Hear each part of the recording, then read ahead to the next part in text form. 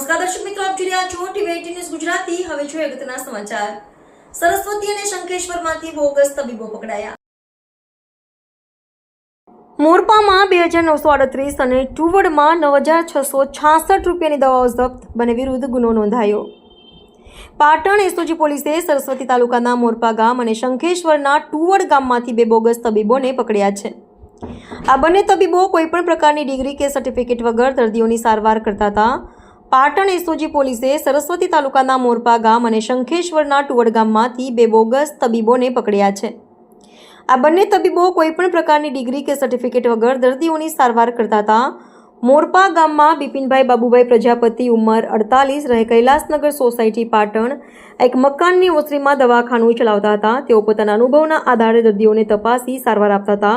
પોલીસે તેમની પાસેથી રૂપિયા 2938.51 પૈસાની એલોપેથી દવાઓ અને ઇન્જેક્શનનો જથ્થો જપ્ત કર્યો છે। ટીવી18 ન્યૂઝ ગુજરાતી, પાટણ।